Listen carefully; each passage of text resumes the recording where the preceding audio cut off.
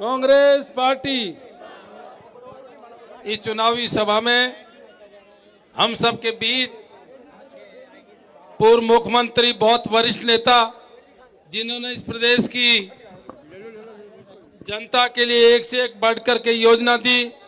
इस प्रदेश का कोई भी ऐसा व्यक्ति नहीं है जिसको सम्मान्य गहलोत साहब की योजना का फायदा नहीं मिला हो।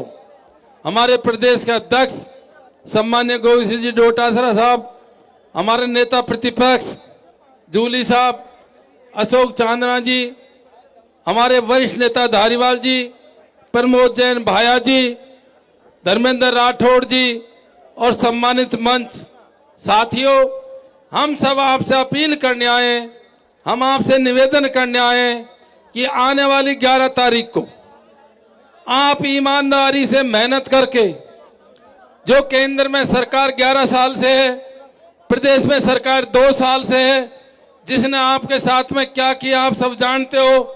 साथियों, वर्तमान समय में पूरे देश के अंदर जब से बीजेपी की सरकार देश के अंदर आई है, सबसे ज्यादा बेरोजगारी भारत के अंदर है।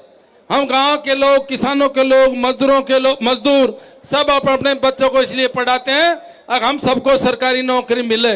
लेकिन जब से केंद्र में बीजेपी की सरकार आई है, उन्होंने सोची समझी नीति के तहत सीधे तरीके से करे से तो आरक्षण खत्म नहीं कर सके, लेकिन उन्होंने हमारी सरकारी नौकरियों को गिन गिन के खत्म किया। 2014 में रेलवे में 16.5 लाख कर्मचारी होते थे, आज 12.5 लाख हैं। 4-5 लाख कर्मचारी कम हो गए। बैंकों का एकीकरण कर दिया गया, मर्जर कर दिया गया, पब्लिक सेक्टर को बेच दिया, लाखों लाखों नौकरियां कम करके हम गांव वालों को बेरोजगार कर दिया। प्रदेश के अंदर 2 साल से बीजेपी की सरकार है। इससे पहले गहलोत साहब मुख्यमंत्री थे, हमारी सरकार थी। साथ ही आप ईमानदार से लोगों से पूछो और ईमानदार से आप सोच लो, इस देश के अंदर, इस प्रदेश के अंदर जितनी भी योजनाएं हैं, गरीबों के लिए, किसानों के लिए, मजदूरों के लिए, कमजोर तबके के लिए, सारी की सारी योजनाएं कांग्रेस की देन है। साथियों, ये मध्यावधि चुनाव है, 2 साल से बीजेपी की सरकार है। मैं नहीं समझता कि बीजेपी की सरकार ने इन 2 साल के अंदर कुछ किया हो। आपके क्षेत्र के अंदर भाई प्रमोद जैन भाया जी ने ऐतिहासिक काम किए थे। अभी मैं समझता हूं उनके काम ही जो वर्तमान सरकार पूरे नहीं कर रही। साथियों, मेरा आप सबसे एक निवेदन और है, ये प्रजातंत्र है। प्रजातंत्र में हिंसा का स्थान नहीं होता, प्रजातंत्र शांति का स्थान होता है। प्रजातंत्र में वोटों से राजनेता बनते हैं, प्रजातंत्र में हिंसा से नेता नहीं बनते। और मैं ये भी निवेदन करना चाहूंगा साथियों, जो लोग ऐसा करते हैं, मैं समझता हूं और न तो ज्यादा जातिवाद अच्छा होता, जातिवाद की बात न तो व्यक्ति विशेष के लिए ठीक रहती और न उस समाज के लिए ठीक रहती। जब सभी 36 कौम को साथ में लेकर लोग चलते हैं, तभी जाकर के देश का, प्रदेश का और उस समाज का भला होता है। आपके सामने गहलोत साहब बैठे, आप देख लो, 3 बार मुख्यमंत्री बन गए। कितने विधायक सैनी समाज के हैं, 36 कौम को साथ में लेकर चले तो 3 बार मुख्यमंत्री बने, कई बार अध्यक्ष बने, कई बार बड़ा नेता बने। इसलिए मेरा आपसे निवेदन है, हमारी कांग्रेस पार्टी भी 36 कौम को साथ में लेकर चलती है।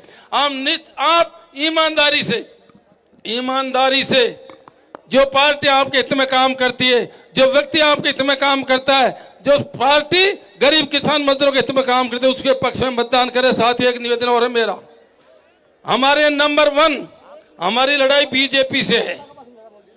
बीजेपी से लड़ाई है, बीजेपी हम सबको बेरोजगार कर रही है। बीजेपी जातिवाद की बात, धर्मवाद की बात, राष्ट्रवाद, झूठा राष्ट्रवाद की बात कर रही है। लेकिन हम तीसरी जगह मतदान कर देते हैं, उसका फायदा बीजेपी को होता है, बीजेपी को।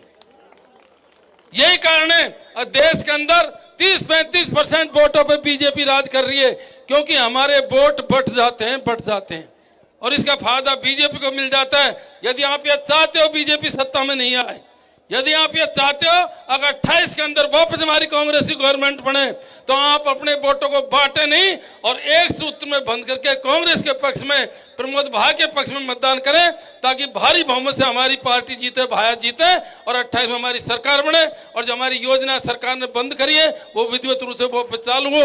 आप बहुत बड़ी संख्या में पधारे, उसके लिए बहुत बहुत धन्यवाद। जय हिंद, जय भारत, राम राम साहब। बहुत बहुत धन्यवाद मुरली लाल जी मीणा साहब। कृपया ये जो साइड में लोग हैं वो इधर आ जाए और मैं अगले वक्ता के रूप में इंडोली से विधायक राजस्थान सरकार के पूर्व मंत्री और इस चुनाव की कमाल संभाले हुए अशोक जी चांदना साहब